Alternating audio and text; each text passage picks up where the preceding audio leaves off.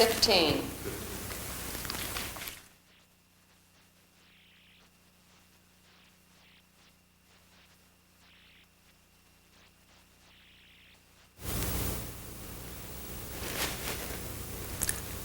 Good evening.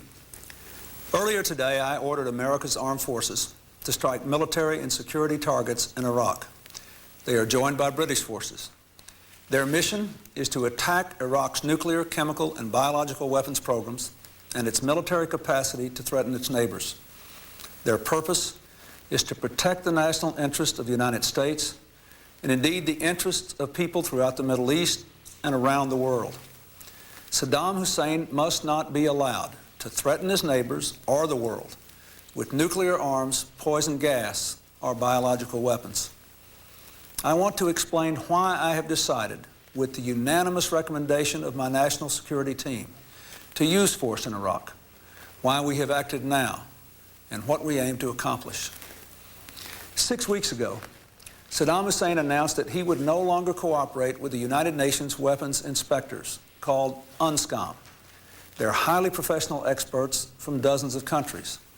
Their job is to oversee the elimination of Iraq's capability to retain, create, and use weapons of mass destruction, and to verify that Iraq does not attempt to rebuild that capability. The inspectors undertook this mission first 7.5 years ago, at the end of the Gulf War, when Iraq agreed to declare and destroy its arsenal as a condition of the ceasefire. The international community had good reason to set this requirement.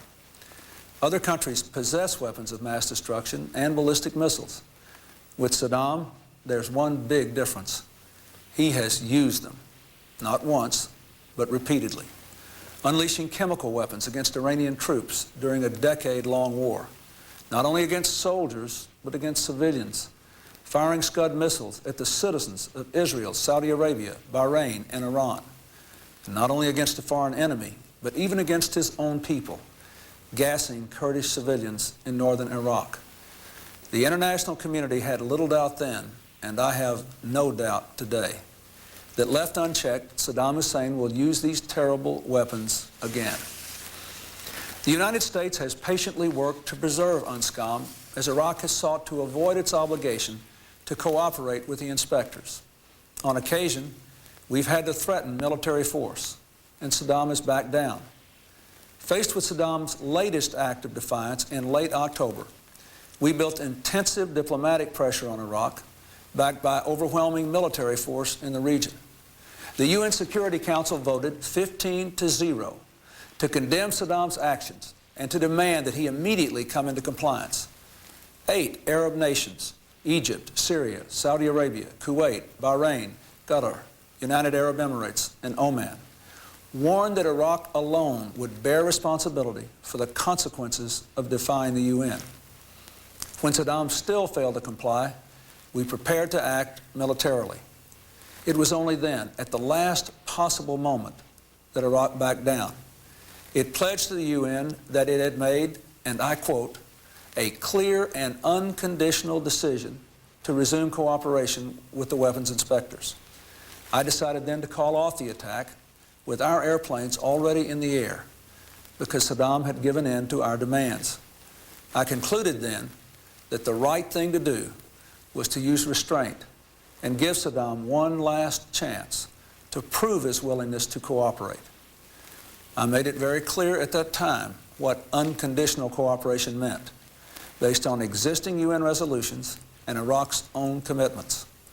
And along with Prime Minister Blair of Great Britain, I made it equally clear that if Saddam failed to cooperate fully, we would be prepared to act without delay, diplomacy, or warning.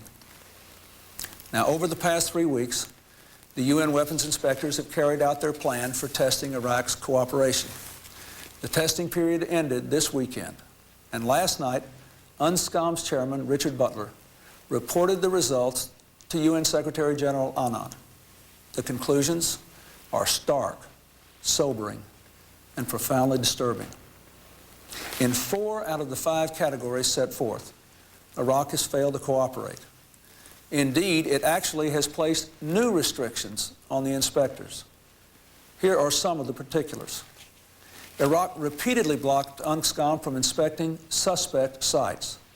For example, it shut off access to the headquarters of its ruling party and said it will deny access to the party's other offices, even though UN resolutions make no exception for them and UNSCOM has inspected them in the past.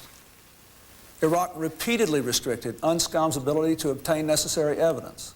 For example, Iraq obstructed UNSCOM's effort to photograph bombs related to its chemical weapons program. It tried to stop an UNSCOM biological weapons team from videotaping a site and photocopying documents, and prevented Iraqi personnel from answering UNSCOM's questions. Prior to the inspection of another site, Iraq actually emptied out the building, removing not just documents, but even the furniture and the equipment. Iraq has failed to turn over virtually all the documents requested by the inspectors.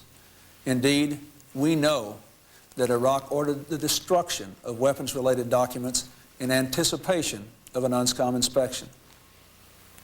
So Iraq has abused its final chance. As the UNSCOM report concludes, and again I quote, Iraq's conduct ensured that no progress was able to be made in the fields of disarmament. In light of this experience, and in the absence of full cooperation by Iraq, it must regrettably be recorded again that the Commission is not able to conduct the work mandated to it by the Security Council with respect to Iraq's prohibited weapons program. In short, the inspectors are saying that even if they could stay in Iraq, their work would be a sham. Saddam's deception has defeated their effectiveness. Instead of the inspectors disarming Saddam, Saddam has disarmed the inspectors. This situation presents a clear and present danger to the stability of the Persian Gulf and the safety of people everywhere. The international community gave Saddam one last chance to resume cooperation with the weapons inspectors. Saddam has failed to seize the chance, and so we had to act, and act now. Let me explain why. First, without a strong inspection system, Iraq would be free to retain and begin to rebuild its chemical, biological, and nuclear weapons programs in months, not years. Second, if Saddam can cripple the weapons inspection system and get away with it, he would conclude that the international community, led by the United States, has simply lost its will. He will surmise that he has free rein to rebuild his arsenal of destruction. And someday, make no mistake, he will use it again as he has in the past. Third, in halting our airstrikes in November, I gave Saddam a chance, not a license. If we turn our backs on his defiance, the credibility of U.S. power as a check against Saddam will be destroyed.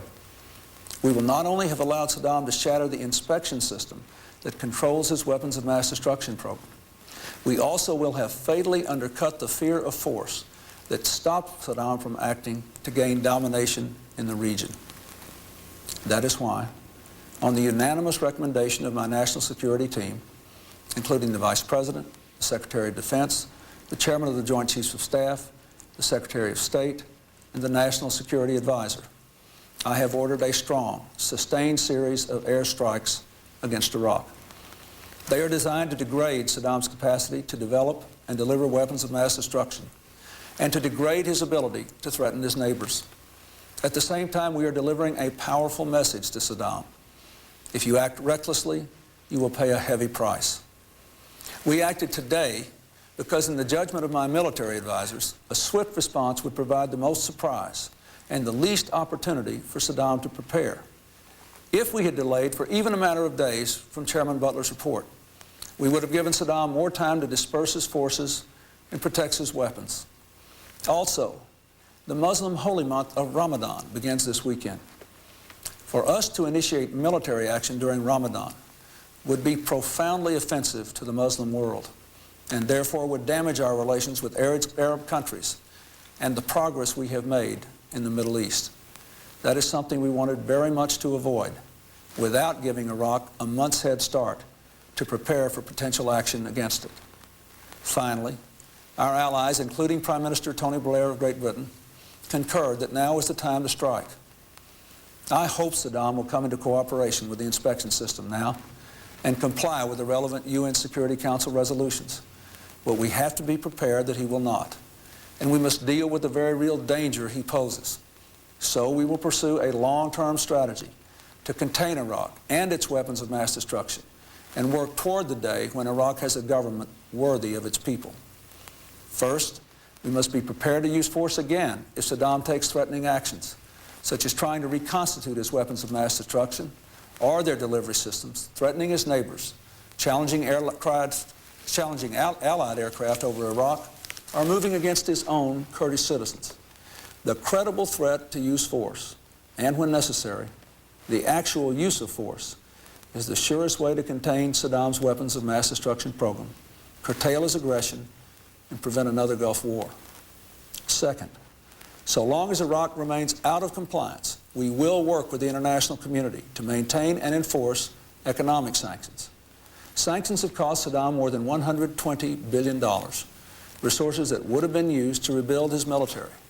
The sanction system allows Iraq to sell oil for food, for medicine, for other humanitarian supplies for the Iraqi people. We have no quarrel with them. But without the sanctions, we would see the oil for food program become oil for tanks, resulting in a greater threat to Iraq's neighbors and less food for its people. The hard fact is that so long as Saddam remains in power, he threatens the well-being of his people, the peace of his region, the security of the world. The best way to end that threat, once and for all, is with a new Iraqi government, a government ready to live in peace with its neighbors, a government that respects the rights of its people. Bringing change in Baghdad will take time and effort. We will strengthen our engagement with the full range of Iraqi opposition forces and work with them effectively and prudently. The decision to use force is never cost-free.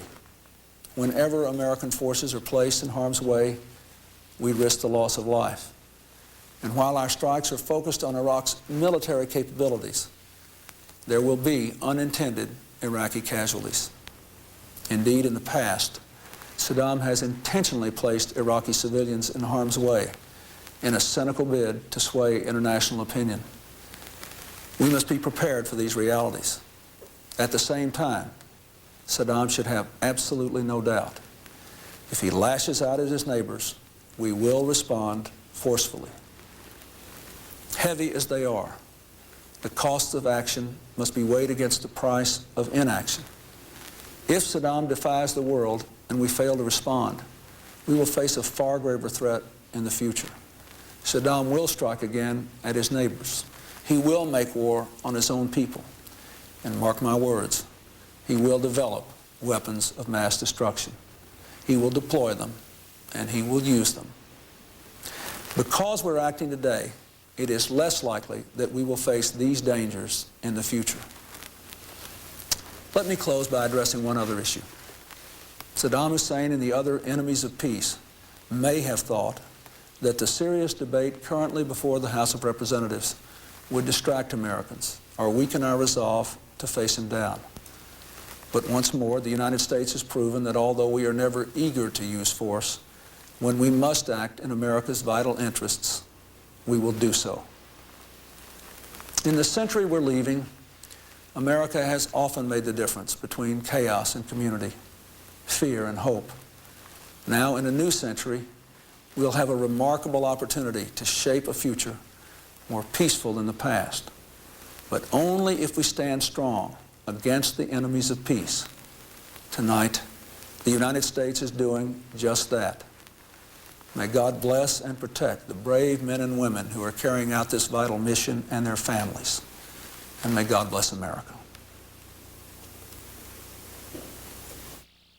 President Clinton speaking from the Oval Office. Official Washington will both explain and react to the U.S.-UN military strike in Baghdad today.